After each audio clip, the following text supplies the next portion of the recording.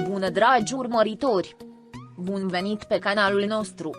Emanet și Halil au nevoie de Sla, doar așa pot vorbi despre ei. Dacă nu ar fi așa, nici cine îi se amintește de Halil și nici mai puțin de seria lui Nana și nici cine vorbește, dar asta merita Halil. Eu știu întotdeauna ce a spus Sila și altceva nu-mi place cu adevărat Dogucan pentru Sla. Spusele lui Nazmi au fost întotdeauna mincinoase. Ea vrea să procedeze și cu el cum a procedat cu Sila. Să îl facă să plece doar la vorbele ei, după care ea să îl dea în judecata să ceară despăgubiri financiare de pe urma lui. Până când nu îi expira contractul rectei martie, el nu poate pleca. Încă din sezonul 2, lui Halil s-a inoculat că el este pionul principal în succesul cuplului Seheriaman, Nazmi și ceilalți, spunând că Sila nu are studii și experiență. Cum Halil, se zice că este sub papucul lui Oznur, de când el avea 24 ani, a crezut că alături de Nana și cu suma de bani imensa cu care prima sponsorizat tata al Nanei, va deveni erou național și internațional și s-a dovedit în sez 3. Eu nu am văzut sez 3, dar sunt curioasă. Halil a rămas același om de afaceri serios și respectat din sezonul 2 din Emanet. Sau a rămas pe post de însoțitor al Nanei?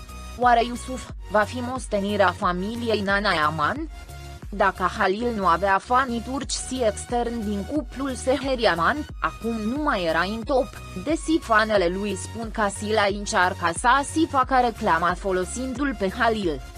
Dar cine gândește logic și compara situația actuală a fiecăruia, îi se dă seama de adevăr. Este doar un hobby. E prea târziu să devii actor la vârsta asta. De dragul carierei sale, a trădat-o pe Sla. Halil nu a cruțat-o pe tânără. Deși Sla a făcut totul pentru Halil. A devenit un actor celebru. Totul se învârtea în jurul lui. Chiar și acum vrea să o folosească din nou pe Sla. Halil va interfera cu creativitatea ei. Dacă Sla calcă din nou pe aceeași grăblă, ea va fi plecată. Va ajunge la sfârșit. Pentru Halil Sla, aceasta este ultima șansă. Ca și în viața personală. Deci la profesionist. Halil este un ratat. Iar el nu se potrivește cu ea. Patetic. În lacrimi. Nu vede nimic dincolo de nas. Lasă-l să se căsătorească cu mătușa lui și să-și găsească o altă slujbă banală. Nu are loc în artă. Halil a fost acolo din întâmplare. Mulți dintre noi nu ne pare rău de Halil, se știe că și Halil, la fel ca restul, și-a dorit părul, ei acolo l-au, și rezultatele la fel. Și să fim clari, Halil este acolo pentru că vrea să fie. Oamenii săi sunt cei care l-au legat pe Halil de Sila din interes propriu, deoarece datorită ei au continuat să vorbească despre el. Dacă nu ar fi fost spânzurat constant de Sila, sau de Emanet, Halil și firele de păr ar fi, Halil ar trebui să citească ce se crede despre el, poate a să reconsidera cele întâmplate și a o hotărâre valabilă a carierei lui. Până atunci, dacă rămâne tot în caramel și alături de Oznurcula, sfârșitul lui ca vedeta se apropie vertiginos. Ar putea lua exemplu de la Gökberk Demirci, care a făcut același lucru iar acum se gândește serios să se lase de actorie, nemai fiind invitat de nicio companie de film, nici măcar de caramel, care l-a propulsat, apoi l-a abandonat definitiv. Nu-l cunoaște încă pe Oznurcula, va avea aceeași soartă a lui Sila. Mă întreb dacă copilul lui Cula nu este din Halil de când au fost iubiți de multă vreme? Mahasin urmează calea fortei, aceeași soartă o așteaptă. Oznur este cu siguranță femeia lui de multă vreme și a nu ține decât de el în seama. Cred că Sla nu se amesteca cu un bărbat atât de folosit și de matur pentru ea, cu atâtea probleme. Iubitor, imposibil, și trebuie să-și normalizeze viața pentru a evita problemele dintre soț și soții care îi pot aduce consecințe nefaste dacă se gândește la asta.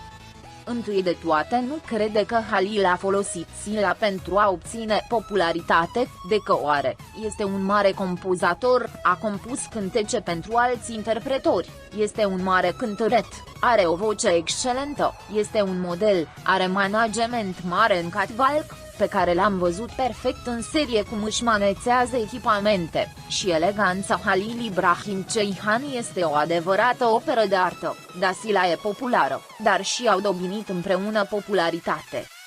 Seher și Yaman. Yaman a făcut Seher, și Seher a făcut Yaman, unul nu ar fi fit fără celălalt. Mereu am auzit că terci si prăjiturile sunt prostii si asta s-a întâmplat, îmi pare rău doar că s-au purtat atât de rău cu Sila si nici Halil nu s-a purtat bine cu Sila, a locuit cu ea atâta timp si până la urmă a fost foarte incorect, păcat că a fost foarte mulțumit de sosirea dansatorului și a fost cea mai mare bară. Totul este clar pentru toată lumea ce nenorocit a fost Halil, un bătrân pervers și ce spune despre aventurile lui o mamă profund religioasă, cu capul închis, întrucât o reprezintă pe soția fiului ei risipitor. Nu am găsit un selfie cu Halil și Mahasine, vă rog să-mi arătați unde au fost văzuți pe stradă sau în baruri. Nu fi prost dacă Halil nu este cu Sila, am văzut niște videoclipuri în care femeia își ascunde fața doar că el este cu altcineva decât Sila. Dragii prieteni care arată dragoste pentru Halil Ibrahim și Sila, vă vom transmite vouă, stimații noștri fani, pe măsură ce primim vești despre jucătorii noștri.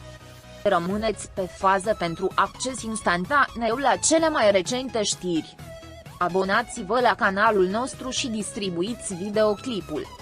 Pentru a fi primul care vizionează, fi la curent cu noile videoclipuri activând notificările. Fi sănătos! Pascali.